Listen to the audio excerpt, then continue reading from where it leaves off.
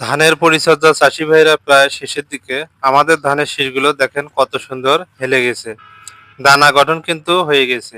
তো এই মুহূর্তে আপনি কি ফলন বৃদ্ধির জন্য একটি লাস্ট স্প্রে করতে চাইছেন, যেন বিঘা প্রতি 2 থেকে 3 মণ ধান বেশি হয়? তো এই মুহূর্তে আপনারা চাইছেন শীষের দানাগুলো আরেকটু পুষ্ট হোক, ওজন একটু বেশি হোক, প্রতিটি শীষের দানা যেন খুব সুন্দর চকচকে হোক। তাহলে এই মুহূর্তে আপনারা একটা লাস্ট স্প্রে করে দিতে পারেন। এই সময় অনেক কৃষক ভুল করেন। ধানগুলো যখন ফুলে বের হয় এবং ধানের ছড়া থেকে ফুলগুলো ঝরে পড়ে যায়, নিচের দিকে যখন মাথাগুলো হেলে যায়, কৃষকেরা আর কোনো স্প্রে দেন না। ফলে কি হয়, ধানের দানা পুরোপুরি ভরে না, হালকা ওজন হয়, চকচকে ধানগুলো হয় না, ফলে ধানের ফলন কম হয়। এই রকম ভুল প্রায় কৃষকই করে থাকেন। তো বন্ধুরা, মূল আলোচনা শুরু করার আগে আপনাদের কাছে ছোট্ট একটি রিকোয়েস্ট। আপনারা যারা আমার চ্যানেলে নতুন দর্শক হয়েছেন, অবশ্যই আমার এই চ্যানেলটি সাবস্ক্রাইব করবেন। যারা অলরেডি আমার এই চ্যানেলটি সাবস্ক্রাইব করেছেন, তাদেরকে অসংখ্য ধন্যবাদ। বন্ধুরা, ভিডিওটি কেটে কেটে না দেখে পুরো ভিডিওটি শেষ পর্যন্ত দেখবেন, তাহলে অনেক গুরুত্বপূর্ণ তথ্য জানতে পারবেন। এখন চলুন কথা না বাড়িয়ে মূল আলোচনা শুরু করি। তো সে সময়টা কখন, যখন শীষটা নিচে এরকম হেলে যায়, হেলে গিয়ে সামান্য সামান্য শীষের মাথার দিকে শক্ত হয়, আর গোড়ার দিকে দুধ টাইপ থাকে। একবারে তো পুরো শীষটা শক্ত হয় না। একটা ধানের শীষের পরাগায়ন 3 ভাগে হয়। প্রথমে শীষের মাথার দিকে, তারপর মাঝখানে, আর সবশেষে হয় গোড়ার দিকে। এখনো দেখেন গোড়ার দিকে ফুল রয়েছে, অর্থাৎ দুধ গঠন প্রক্রিয়া চলিতেছে। এই সময় আপনি যদি একটা স্প্রে করে দেন, নিশ্চিত আপনি কিন্তু বেশি ফলন পেয়ে যাবেন। তো এই সময় আপনারা সিনজেন্টা কোম্পানির প্রোটোজিম দিবেন। তো প্রোটোজিমের ভেতরে 3টি উপাদান রয়েছে। এছাড়া সমস্ত প্রকার মাইক্রোনিউট্রিয়েন্ট আছে এই প্রোটোজিমে। যেহেতু এটি সামুদ্রিক শৈবাল থেকে তৈরি, তো প্রোটোজিমের 1 নম্বর উপাদান হচ্ছে অ্যালজেনিক অ্যাসিড 1%, 2 নম্বর উপাদান হচ্ছে হাইড্রোলাইজড প্রোটিন 1%, 3 নম্বর উপাদান হচ্ছে নাইট্রোজেন 5.2%। পোর্টোজিম সামুদ্রিক শৈবাল থেকে তৈরি একটি প্রাকৃতিক জৈব সার, যা ফসলের সামগ্রিক বৃদ্ধিতে জাদুর মতো কাজ করে।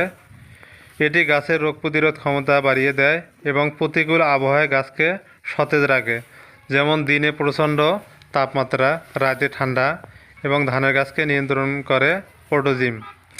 এছাড়া পোর্টোজিমের কাজ হলো ফুল ফল ঝরে পড়া কমানো, রোধ করে এবং ফলন উল্লেখযোগ্যভাবে বৃদ্ধি করে।